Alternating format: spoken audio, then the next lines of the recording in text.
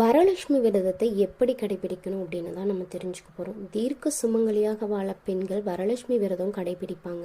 செல்வங்களுக்கு அதிபதியான மகாலட்சுமியுடைய அருள் வேண்டி செய்யப்படக்கூடிய விரதம்னு சொல்லலாம்.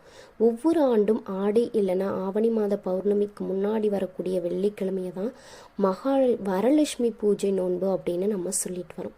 மகாலட்சுமியை தனலட்சுமி, தானியலட்சுமி, தைரியலட்சுமி, ஜெயலட்சுமி, வீரலட்சுமி, சந்தானலட்சுமி, கஜலட்சுமி, வித்யாலட்சுமி என அஷ்டலட்சுமிகளாக பிரித்திருக்காங்க. 8 வகை செல்வங்களை வாரி வழங்கக்கூடியவங்க அப்படின்றதுனால இந்த வரலட்சுமி நாளில் நம்ம மகாலட்சுமி தாயாரை வழிபட்டுட்டு வருவோம் அப்படின்னு சொல்லலாம். நம்ம எப்படி பூஜை செய்யணும் அப்படின்னா அவங்கவுங்களுடைய குடும்ப வழக்கப்படியே நீங்கள் பூஜை செய்துக்கலாம்.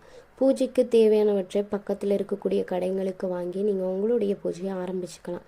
இதுக்கு என்னென்ன பொருட்கள் வேணும் அப்படின்னா பிள்ளையார் பிடிக்க மஞ்சள் பொடி, நுனிவாழை இலை, அரிசி, தேங்காய், எலுமிச்சம்பழம், குங்குமம், சந்தனம், புஷ்ப வகைகள், வெற்றிலை, பாக்கு, பழம், கற்பூரம், ஊதுவத்தி, சாம்பிராணி, அட்சதை, வஸ்திரம், மஞ்சள் சரடு, பஞ்சாமிரதம், குத்துவிளக்கு, திருநூல், நல்லெண்ணெய், தீப்பெட்டி, தாம்பாளம், பஞ்சபாத்திரம், கிண்ணம், கற்பூரத்தட்டு, தீபாக்கள், மணி, இந்த பொருளெல்லாம் தான் நமக்கு தேவை. நெய்வேதிய பொருட்கள் என்ன அப்படின்னா நம்மளுடைய வசதிக்கு ஏற்ற மாதிரி வச்சுக்கலாங்க. பொங்கல், கேசரி போன்ற நைவேத்தியங்கள் படைத்து கும்பத்தில் மஞ்சள் நோன்பு கயிறுகள் வைத்து பூஜை செய்யலாம்.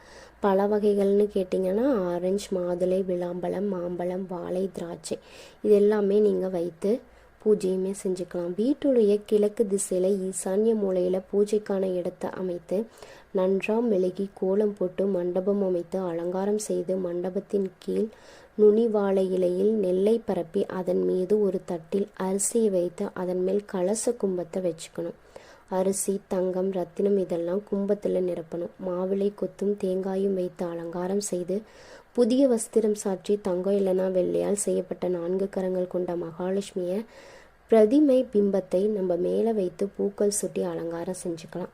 பூஜையுடைய முடிவில் மஞ்சள் கயிறை நீங்கள் யாருக்காவது தானமாக கொடுக்கலாம். மஞ்சள் கயிறு மங்களத்துடைய அறிகுறி. அஷ்டலட்சுமிகளுடன் வரலட்சுமியும் சேர்த்து 9 லட்சுமிகள் அப்படின்னு சாஸ்திரத்தில் சொல்லப்பட்டிருக்கு.